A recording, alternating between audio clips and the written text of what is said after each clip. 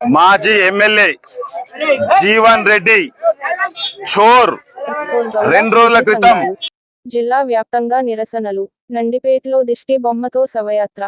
CM Revanth Reddy, PCC chief Mahesh Kumar Goud, Vinay రెడ్డిలపై మాజీ MLA Jeevan Reddy చేసిన వ్యాఖ్యలపై కాంగ్రెస్ నాయకులు నిరసన వ్యక్తం చేశారు.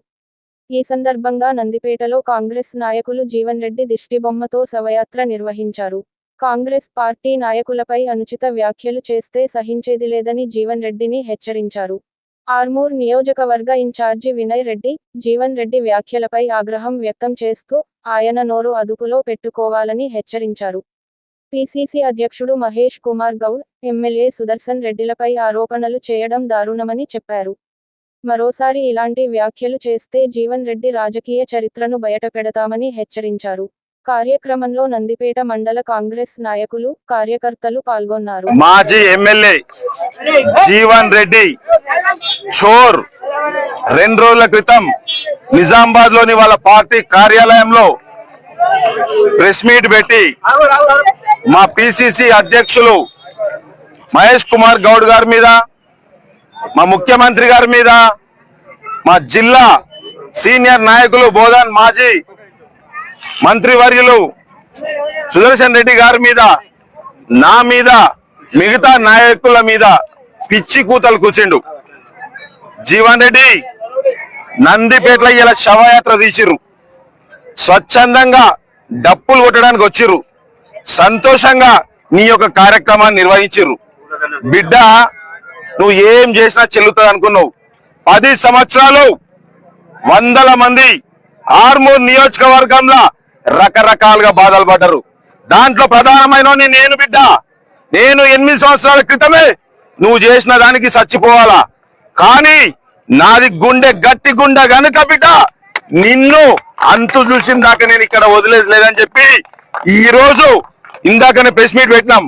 మహేష్ అన్న అంటే సుమారు ఎన్నో సంవత్సరాల నుంచి కాంగ్రెస్ పార్టీ కోసం పనిచేసి 1100 ఎకరాల భూస్వామి వాళ్ళ కుటుంబం. ఆ 11 ఎకరాల నుంచి ఈ రోజు తగ్గి కిందికి వచ్చిండు. కానీ నీ లెక్క 2014 4-5 ఎకరాలు ఉన్న మనిషి 2024లో సుమారు 150 ఎకరాలకు చేరినవు బిడ్డ. నువ్వు దొంగవి, నువ్వు చోర్వి.